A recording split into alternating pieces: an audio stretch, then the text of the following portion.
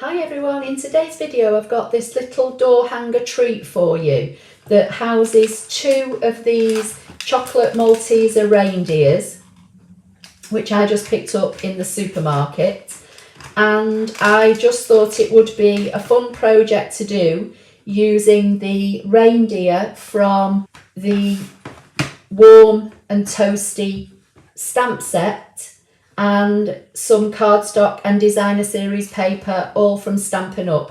All the products I'm using will be listed in the description underneath the video and will also be in the accompanying blog post, which will be on my website at applelover53.co.uk. If you want to know how I made the project, please keep watching. Okay, so the supplies that you're going to need if you want to follow along with this project. This is Night of Navy A4 UK cardstock. If you like what you see today, please don't forget to subscribe to my YouTube channel at applelover53 and don't forget to give it a thumbs up. You're going to also need a piece of designer series paper. This is a piece of 6x6 taken from the Plaid Tidings paper pack. I've already stamped and coloured and cut my little reindeer. So I'll just put that on one side. So I'm going to bring in my paper trimmer. The first thing I'm going to do is cut this piece of card so that it's 9 1/4 by 7 1/2. So I'm going to cut 7 1/2 first and then make this 9 1/4. I'm just bringing in my Simply scoreboard. Now I could score this on my paper trimmer, but to be perfectly honest, as this is dark card, I think that I'll be able to see the score lines easier using my Simply scored. So on the 9 1/4 inch side, I'm going to score it at 3/4 inch, 4 1/4, 5 and 8 1/2. I'm going to turn it so it's now on the 7 1/2 inch side, and I'm going to score it at 3/4 inch and 4 1/2. And that's all the scoring. I'm going to bring in my bone folder, turn this over and just burnish all those score lines. And as I say, I can actually see these a lot better on the dark card. The Simply scoreboard definitely gives you a much deeper impression. Now, this score line that I put when I was on the short side and I scored at 3/4 inch and 4 1/2, you don't actually need to score that. It's there as a guide for where it's going to be cut away. So what I'm going to do now, I've got the two narrow score lines on either end. I'm going to cut up the bottom to the first score line, and then on the little square tabs, I'm just going to notch some of them to make it go together a little bit easier. So I'm not notching all of these on both sides, and the reason why is I'm going to turn this over, and basically this is going to be the back where the hole goes, and this is going to wrap over. So this edge here I want to leave as a straight edge, but I'm going to notch this one.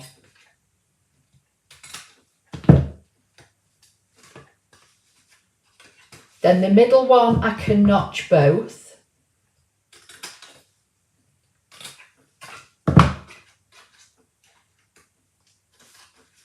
And then this outside one, I can notch both. So let me turn it back over as it was. So that's as it was. This is the side I've scored. So this is going to be like the front, if you like, and this is the back.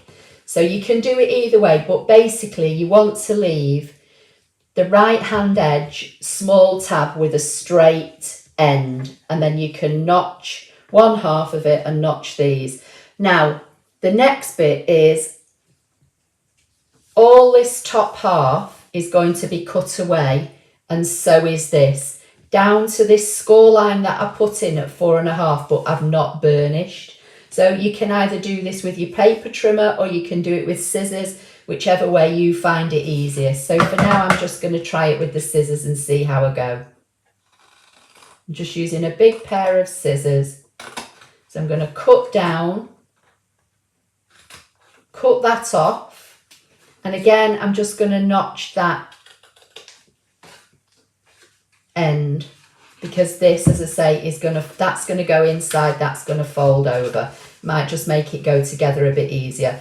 This is the bit that you're going to see with the hole in. So these next 3 sections here now all need cutting away. So I'm going to line this up so that that fold line that I put in at 4.5 inches, but that I didn't actually fold on, is in the cutting track.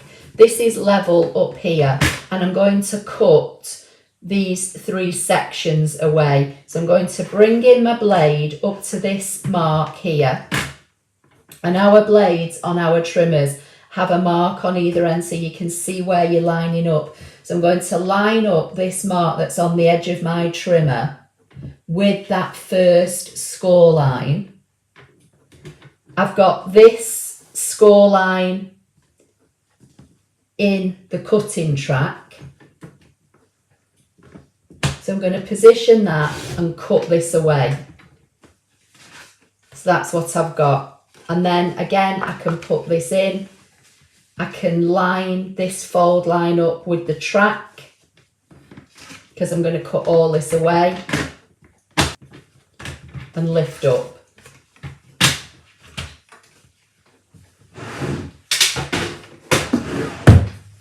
And then just take that away. So that might make it just a little bit easier to get a nice straight line.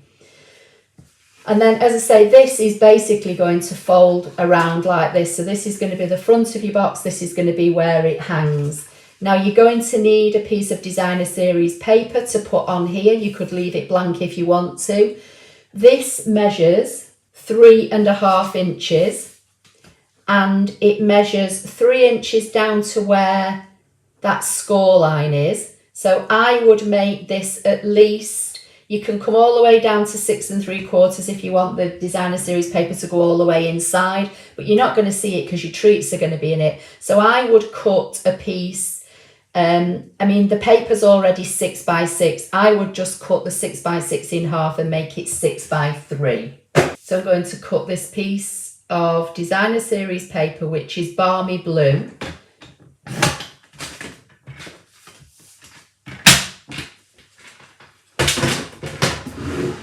In half, and that can sit like so. And then you can cut your hole out for your door hanger all in one go.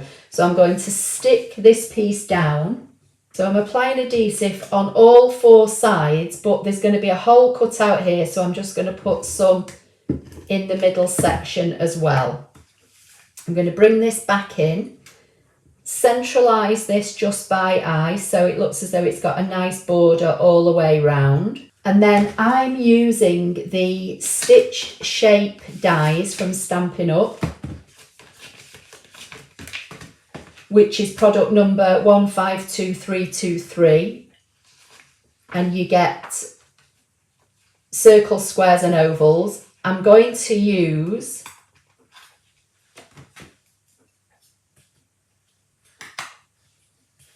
the second largest,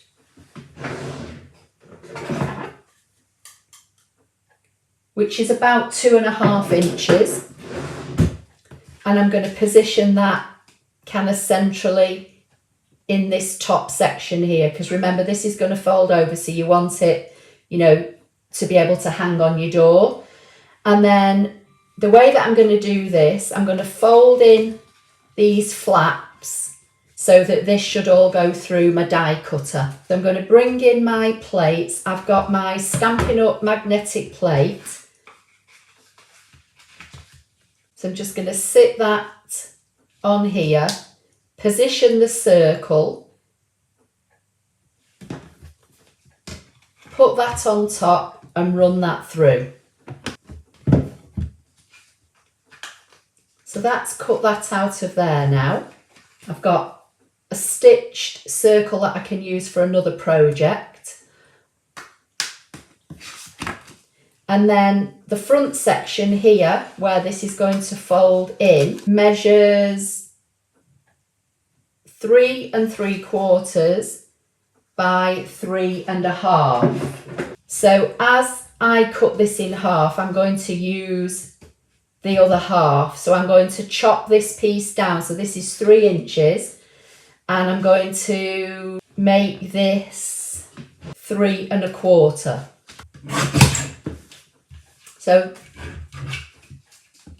that's what I've got left from the piece of 6 by 6. And then when that goes together, that's going to kind of tie in. As I say, you didn't have to put all this in here, but I think it just looks, you know, when it's all fastened and your chocolate's inside it, it just makes the pattern look as though it's continually going in. So I'm just going to open this up, apply some adhesive to the back of here, and sit this on centrally with an even gap all the way around.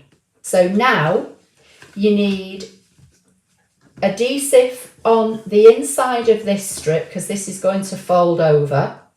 Then you need to tuck in your flaps and bring the front round to the back so that you're not seeing any seams. So you want adhesive on this one and this one. You can put adhesive on the flaps if you want to for when you tuck them in. That's entirely up to you. I think I will apply a little bit on this tab and just fold that over, just to give me, you know, a kind of starting point and a corner for when I bring the rest of it over.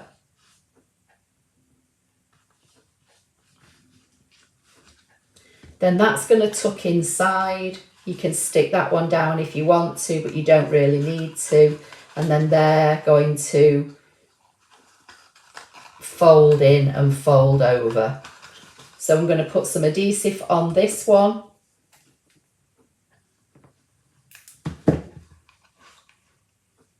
And make that one a corner.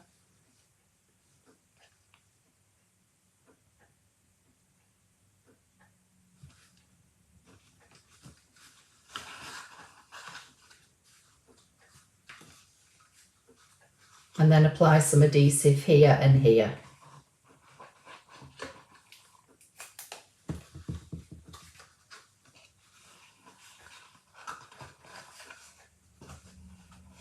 So now I'm just going to hold the bottom and hold the side at the same time.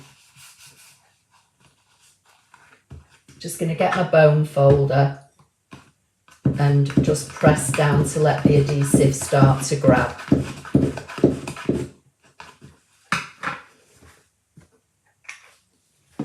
So that's the little door hanger so far. Now I could use the circle that I cut away and turn it over and pop that up, or I could die cut another circle, because you can't actually see the stitching very clearly on this, but I don't think it really matters. I could pop that up and lay that on, but I think it looks nicer, like, you know, using the darker side. Or I could cut another circle and stamp my greeting on it and lay this up, which I think I might do. I think I might use the largest circle, because I think I can get more of the greeting and everything on it. Or I could use the same size but just have him hanging off a little bit. I'll cut two and I'll see which one looks the best. So bring this back in and see how this looks. So I can either stamp my greeting on the bottom and have him just hanging off, or I could use the bigger circle. I think I'll stick with the same size circle as I cut out for there. So the colour in this actual paper, I think this is Misty Moonlight. but I just thought I'd use Night of Navy. But this is Balmy Blue and there is white, so obviously the white will tie in. So I'm going to bring in my Balmy Blue ink, and I can't actually remember if I told you I was using Warm and Toasty, which I just think is a lovely fun Christmas set. So I could either put Sharing Christmas Cheer, I could also use Here's to a Cool Yule, but you know, as this is going to be having some chocolate in it, Sharing Christmas Cheer I think might be the better option. Just going to bring in a block, pick that up, ink this up, just try it out because I've not used this particular greeting, and I'll stamp that to the bottom of the circle. My little reindeer, as I say, is already all coloured in. I've coloured him in Crumb Cake, Smoky Slate, and this is Balmy Blue on his bow, which will hopefully all tie in. I'm going to do a little bit of Wink of Stella on the bow, just to give that a little bit of subtle sparkle. I'll try and show you at the end. I'm not sure how well you'll see the Wink of Stella. It doesn't always show up on the video. And then I'm going to pop this up onto the little die cut circle. So that's on there, and then the whole thing can go on the front. And I'm going to stick that down flat, I think, because I've got a little bit of 3D foam behind the head of my little reindeer. So that's going to hold that in place. And then I'm going to pop this in the middle,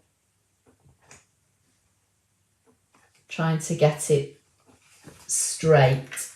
The two little reindeer Malteser chocolate bars, which I picked up in the supermarket, will now fit. You can tuck that in if you want to, but they do fit side by side. And there it is. So a lovely little treat just to go and hang on somebody's door. If it wouldn't fit round the handle, you can just cut in here on an angle and then, you know, open this section up. But you could hang this on your kids' bedroom doors. You could hang it on a neighbour's door. You know, I don't know what's going to happen with Christmas this year. I think, you know, a lot of people are saying that they're not, you know, because they can't meet, they're not buying presents and one thing and another. But you could use this for any occasion. Valentine's, Halloween, anything at all. But I've just decided just to make it a little Christmas door hanger. As I say, I'm not sure how well you're going to see the Wink of Stella on the bow, but it is there, and it just gives a lovely subtle little shine to his bow.